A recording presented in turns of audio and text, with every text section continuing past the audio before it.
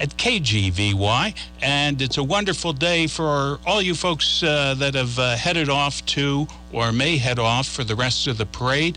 It's going on in Tucson. That's the oldest non-mechanical parade. Isn't that right, Brad? That's what they tell me, and I believe it. Okay. And with us is Brad Huff of Quality Pottery, and also, don't tell me, Pottery Fiesta. That is correct. Yes. And is that on? Is Brad's mic on there? Yes, it is. Okay. It's just I'm listening in my deaf ear, so sometimes you can't hear. But it's a gorgeous day out there. It's also a gorgeous day and a wonderful day to get out and learn about Michael Carr Designs. And rather than Brad explaining Michael Carr Designs, which he has done a terrific job on, we actually had Michael flown in here, courtesy of Brad's checking account there. And he is going to be around today meeting and greeting folks in both Fiesta Pottery and also Quality Pottery, and we'll talk to him in just a minute. But, Brad, this has to be exciting.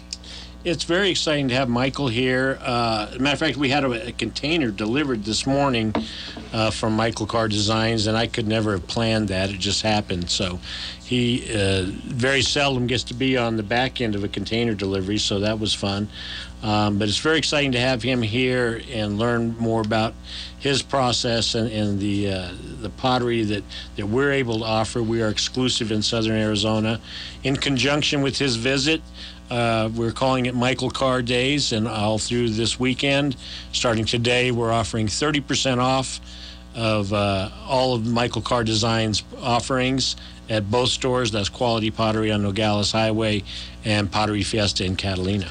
Now we'll get into what separates Michael Carr Designs from the usual pottery or the other pottery. But I'm really curious, Michael, first of all, welcome. Thank you. I appreciate it. And the real question is, how did you get into this business? There's mom and pop shops around, but you have really turned this into a national and worldwide business. Well, I tell you, Jim, it's a long and winding story. But we have time. But I'll tell you, when I went to college, just to take you far, I know you're going, holy cow, not that far back. But anyway, when I went to college, I was one of those guys that didn't have a major. I didn't want to decide on a major because beer? I had the whole Beer world. Wasn't the major? No.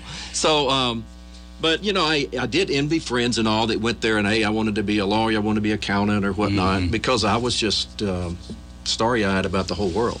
I didn't want to pigeonhole myself. Yeah. So I've done a lot of things, but graduated out of college and said, what in the world are you going to do?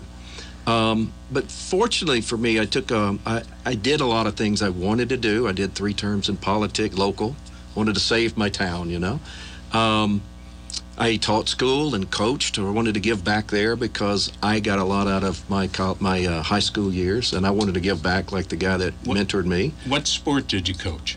I did track and football and women's basketball and did a lot, but basically the championships come from track and football. Yeah, now track I used to run sprints, so that was always fun. Yeah, I was a pole vaulter. That's how I got to college, and loved it. And when it kind of goes along with what I do, I just love to kind of get on the edge, find things that nobody else really does. Yeah. And loved it. Yeah. And who introduced you to pottery? Well, you know what? After the terms in politics and the teaching and coaching, you know what?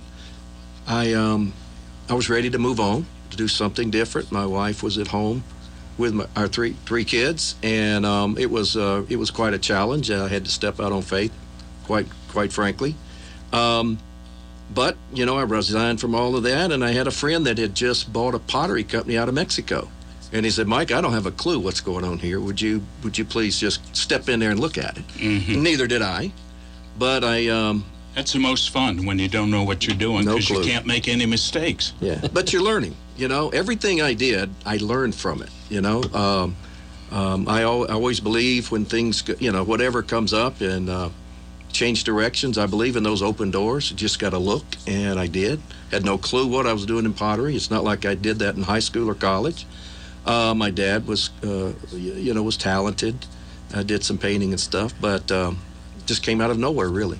But I loved it, and that's what I think it's important for people. Find something that you love and want to be the best. Absolutely. Now, what separates what you produce? And by the way, I do want to say hello to the folks in Georgia, Canton and Woodstock there. Hope you're having a good day. I think it's raining out there now, isn't it? Very likely. Yeah. Been doing that for 4 weeks. Yeah. Well, you'll have to make a boat. Yeah. Pottery boat. The first pottery boat. But anyway, what separates what you produce from the other folks?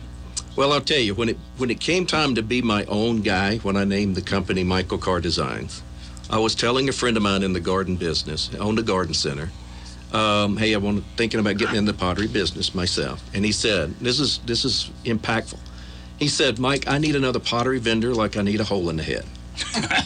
And this was a friend. I said, if this guy's telling me this is serious. So I actually had to back up and replan what I wanted to do. It told me that if I'm going to make it in this business, I have to be different, unique, and better. Mm-hmm. Otherwise, it's a fast road to nowhere when you're just competing on price. Who's the cheapest, so forth. So I have to do something that's going to stand out. And that's basically how things got started. I don't let anybody else do the design work, even back then when it was, just me and a couple of customers. Yeah. Even today with a 400-page catalog, it's I want to make sure it's all correct and right, and something I can put my name on. Yeah. Now, Brad Huff, what do you see as the reaction when people walk in and see Michael Carr Designs? Well, you don't have to be trained to look at it, feel it, touch it to know this is a nicer item than the other high-fired offerings that we have. He takes special care in the blending of the clay, the filtering of the clay, the whole process of producing the glazes that provides a smoother, better, almost perfect finish on pottery that's like I said, you don't have to be trained to notice the difference in the colors and the designs. This is part of his name. He makes a pot that's a chevron design that I told him I love it because it's one color, but it looks like it's two because of the chevron and catching shadows. Mm-hmm. So he does some really unique things that we don't see from our other vendors in Asia that we're happy to be partnered with Michael Carr Designs and to offer his products. Michael, you have in front of you a cement piece, and you might explain a little bit about that. And Brad, if you can show that off on the camera there. Let me give a little background on that before we do the pots, because I've done many countries, several countries that make pots and planters. I've always considered myself kind of an explorer type. I want to find the newest and something nobody else has seen. And but I concentrated more on Vietnamese because I know it's the best clay in the world. It's the highest fired. It's the most durable. Lasts for years and years and years. And I remember the first trip I ever flew over into Vietnam, 23 hours in the plane.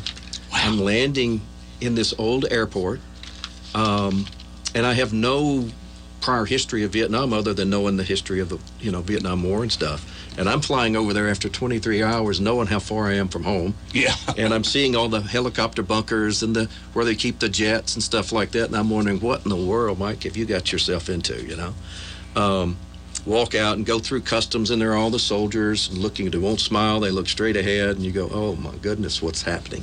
But I get through that into the city, and the people are just so friendly, so smiling. They're genuine, and I enjoy doing that kind of stuff. I remember not knowing a soul. I went into the hotel business center, and I just start looking through the books and looking for where I can go. I just knew when I left the Mexican clay and whatnot, I knew I wanted to get there because the pieces were great, but the duty on it was 52%. Wow.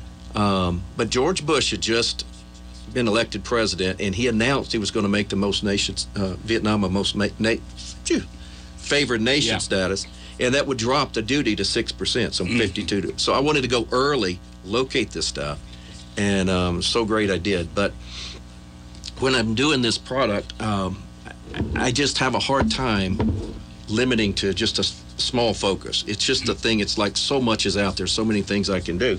This particular piece right here is made out of a light cement with a fiberglass netting all throughout the piece so that it makes it strong. This is not one of the high glazed pieces. This is something different. But the reason I wanted to show you this one is, we always say handmade. Many people use that term handmade.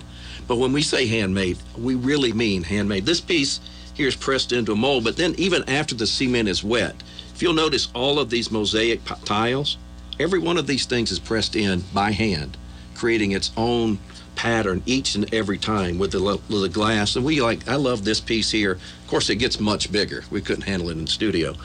But with all the glass pieces in it, to put it by a pool or something such as that is just gorgeous, But we do the same thing with our glazed piece. I want to tell you this as well. Sorry to take over. No, that's I don't mean okay. to take over, but I just think it's important. You ask what makes it special. Well, I deal with a factory. We've been partners for 20 years. We've been in 4 generations, go back 100 years. And these are very sophisticated people. It's not like you're going into a mom and pop little operation. We have 40 acres just under the roof. We travel on motorcycles from building to building. It's a very sophisticated thing. And what I was getting at is we have 6 pieces of machinery that is for nothing other than creating the best clay in the world.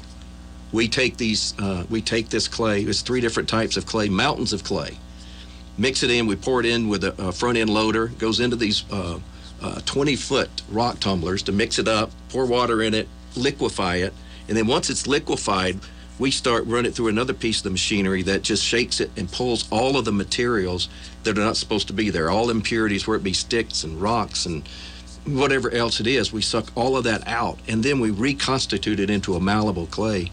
And what you get is just the best there is, Whereas some of the other pottery people around the country that want to go and be cheaper and whatnot, you'll see all these pock marks and little imperfections because when you cook it, that's what comes to the surface. So I just want to make sure what people get here is the best of the best. And we do that without making the piece too expensive to buy. And Brad, folks can meet Michael today. You can meet him at 11 o'clock at Quality Pottery. That's 8210 South Nogales Highway. And at 2:30 this afternoon at Pottery Fiesta in Catalina, 16181 North Oracle. And you'll be signing some of your works? Sure. We'll have a marker. That's good. Mm-hmm. You certainly don't want to use a spray can or anything like that. So is this the first time you've been out here? First time. And I'm so thankful that Brad and Julie invited me out. I want to do whatever. They're great people. I want to do whatever I can on my part to help make them successful. And Brad, have I missed any information that I should get No, out there? I'm just thrilled that Michael was able to come and tell a little bit more about the process because he's been there, done this. I've seen videos of him in the factory in Vietnam, and it's, although I've heard the stories, he's the man. So it's good to hear it firsthand. Excellent. Brad Huff, Michael Carr, Quality Pottery, Fiesta Pottery. Come on down and get yourself a truck full, which you can, at either store.